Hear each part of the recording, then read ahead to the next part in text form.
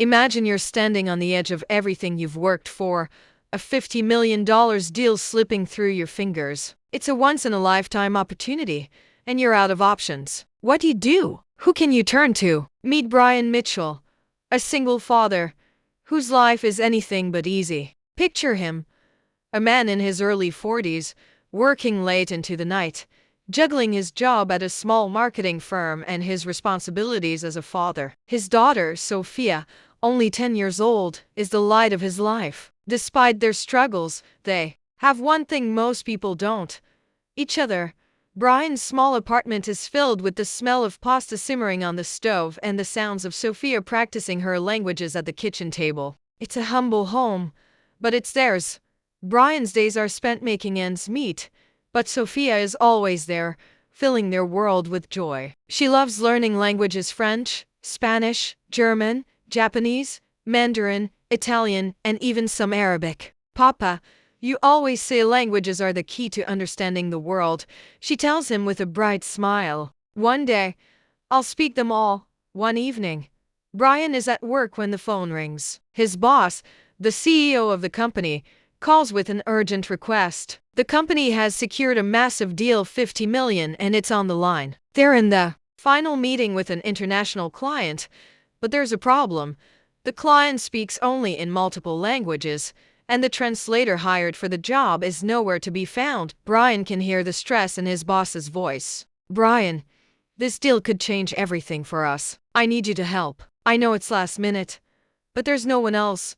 Brian's stomach drops. He's not a language expert. His daughter, though, is. She's already spoken 7 languages fluently, impressing everyone who meets her. But how can he involve her? She's just a kid. He tells his boss he'll try to find another solution, but in truth, he's feeling helpless. Sophia walks into the living room, holding her notebook, filled with her language practice. She asks about his day. Brian, trying to put on a brave face, explains the situation. "Papa, why don't we just go?" Sophia says matter-of-factly, "I can help. I've been practicing all these languages and I think I can do it." Brian stares at her, stunned. He wants to protect her from adult problems, to keep her innocence intact. "Sweetheart, it's not just a game. It's a business deal with millions of dollars on the line. I don't want you to feel pressure." But Sophia, with her wide eyes and confident smile, says, "You taught me that anything is possible if we believe in it, right? So let me help."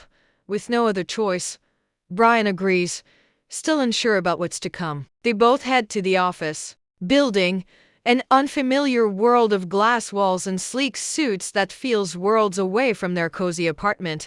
The meeting room is large, filled with intense, serious faces. Brian's heart races as he watches the team exchange nervous glances. The CEO introduces Sophia, a little girl with a shy smile, to the international clients. To everyone's surprise, Sophia stands tall, an air of quiet confidence radiating from her.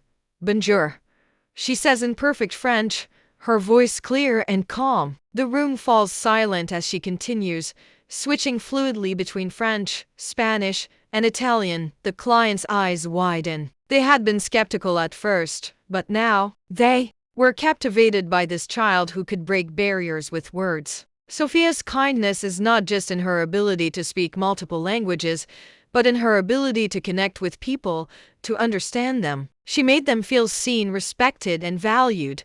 But the tension isn't over. The CEO's hand trembles slightly as he watches Sophia switch to Mandarin, a language the clients were most comfortable with. Every word that came from her lips was a bridge, a lifeline to the deal they were all hoping for.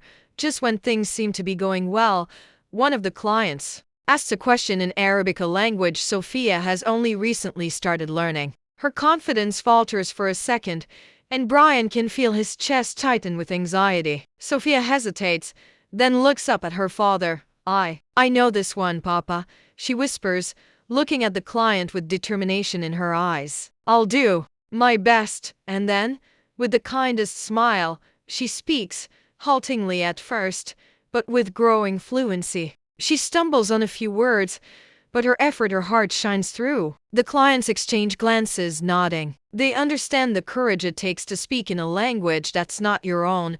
The room falls into a silence, but it's not uncomfortable, it's filled with awe. The client smiles warmly at Sophia, impressed by her bravery, her kindness, and her desire to connect. The CEO, visibly relieved, smiles at Sophia. He had witnessed something extraordinary. A simple act of kindness and trust from a little girl had saved the company's future. He stands, shaking her hand gently. "You've not only saved this deal, you've changed the way we do business." Brian, standing off to the side, can hardly believe what he's witnessed. Sophia had not just spoken languages, she'd spoken with her heart. Her kindness had made an indelible mark, not just on the clients, but on everyone in that room. Later that night, back in their apartment, Brian reflects on the day's events. Sophia had done something incredible. She hadn't just saved the deal, she had reminded him of something far more important. Kindness, the willingness to help others, can break down even the most impossible of barriers. As the camera zooms out, we see Sophia sitting at the kitchen table, practicing a new language. Brian watches her, proud and inspired. He turns to the camera, his voice soft but filled with hope. "What if we all gave just a little bit more? What if we all helped, even in the smallest ways?" Sophia saved a $50 million deal today, but more than that, she taught us all that kindness is the most powerful language of all.